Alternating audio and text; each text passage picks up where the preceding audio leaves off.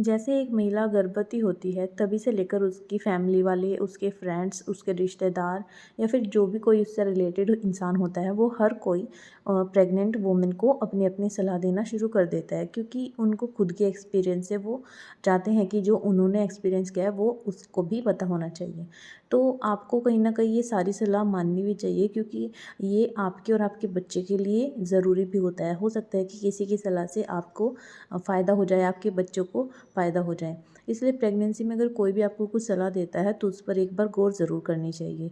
तो आज की इस वीडियो में मैं आपको कुछ ऐसी ही बातें बताने वाली हूँ जो कि आपको आदत हो चुकी है कुछ काम करने की, और लेकिन आपको नहीं पता है कि कहीं न कहीं उसका असर आपके बच्चे पर पड़ रहा है, उसका गलत असर आपके बच्चे पर पड़ता है। आपको कुछ आदतें हैं जो आपको बदलनी होंगी आपकी प्रेगनेंसी में, क्योंकि उससे हो सकता है कि आपके बच्चे को भारी नुकसान उठाना पड़ जाए। इसलिए आज की इस वीडियो में हम कुछ ऐसी ही बातें करेंगे जिनसे कि आपको अपनी कुछ आदतों पर ध्यान देना होगा, ताकि आपका बच्चा सेफ रहे, आपकी प्रेगनेंसी सेफ। जैसे कि आपके उठने बैठने की जो आदत आपको है वो आपको बदलनी होगी, क्योंकि हो सकता है कि आपके उठने बैठने का तरीका सही नहीं है, क्योंकि प्रेगनेंसी में आपके उठने बैठने से, आपके चलने फिरने से भी आपके बच्चे पर असर पड़ता है। तो हो सकता है कि आपकी कुछ आदतें हैं जो कि आपके बच्चे के लिए सही नहीं होंगी।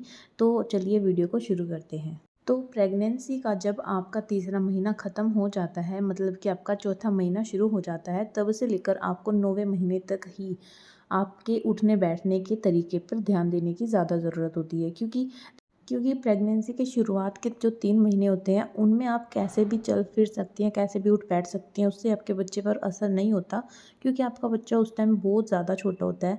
लेकिन जब तीसरा महीना ख़त्म हो जाता है, जब आपका चौथा महीना शुरू हो जाता है, उसके बाद आपके बच्चे का विकास तेज़ी से होने लग जाता है, जिसकी वजह से आपके उठने बैठने के, आपके चलने फिरने के तरीके से आपके बच्चे पर दबाव पड़ सकता है, उसकी सेहत ख़राब हो सकती है। इसलिए आपको चौथे महीने से लेकर 9वें महीने तक आपके चलने फिरने, आपके उठने बैठने के तरीके पर ज़्यादा ध्यान देने की ज़रूरत होती है।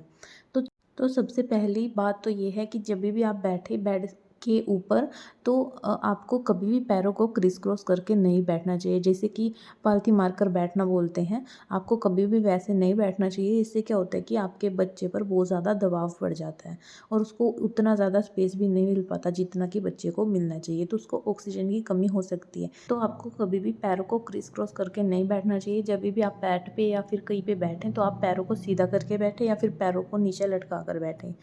दूसरी चीज़ ये होती है कि जब भी आप बैठें तो आगे की तरफ झुककर कभी नहीं बैठना चाहिए। आपको ज़रा भी आगे की तरफ झुकना नहीं है। आप जब भी बैठें या तो आप पीछे किसी चीज़ का सहारा लेकर बैठें या फिर पीछे की ओर होकर बैठें, लेकिन आगे की तरफ झुककर आपको कभी भी नहीं बैठना। उससे भी आपके पेट पर दबाव पड़ता है और आपके बच्चे को साँस लेने में प्रॉब्लम हो सकती है।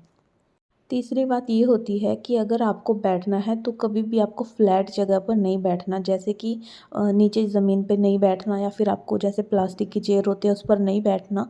कभी भी आपको बिल्कुल फ्लैट जगह पर नहीं बैठना है, क्योंकि उससे आपके बच्चे को नुकसान हो सकता है।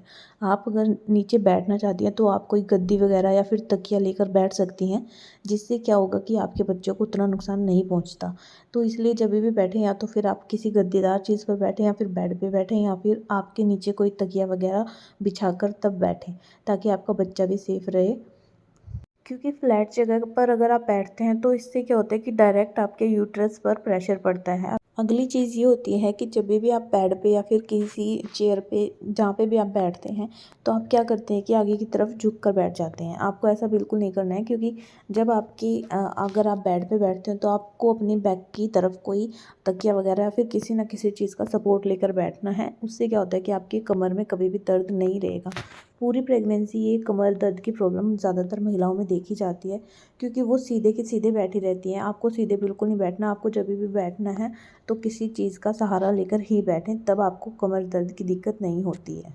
अगली चीज़ ये होती है कि जब भी आपको उठना या बैठना होता है तो आप एकदम से झटका लेकर ना उठें, क्योंकि उससे आपके बच्चे पर बहुत ज़्यादा नुकसान पड़ सकता है, आपके बच्चों को दिक्कत हो सकती है। इसलिए जब भी आप उठें तो किसी न किसी चीज़ को पकड़ कर उठें, किसी का सहारा लेकर ही उठें।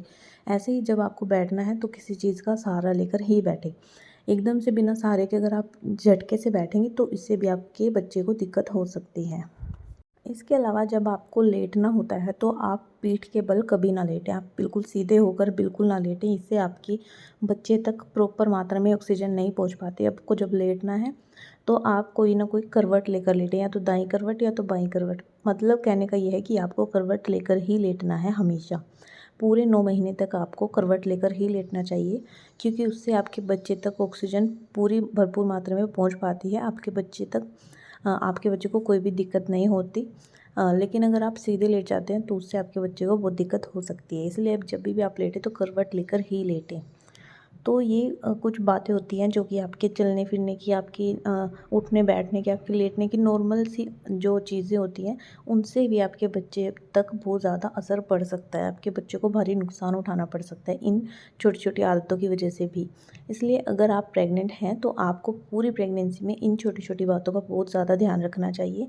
इससे ही आपकी पूरी प्रेगनेंसी बहुत स्मूथ चली जाती है, आपको कोई दिक्कत नहीं होती, आपके बच्चे तक भी कोई परेशानी नहीं पहुँच पाती, और आपकी पूरी प्रेगनेंसी बहुत ही स्मूथ निकल जाती है। तो ये थी आज की वीडियो। अगर आपको अच्छी लगी हो तो इसे लाइक ज़रूर कर देना और मेरे चैनल को भी सब्सक्राइब कर देना।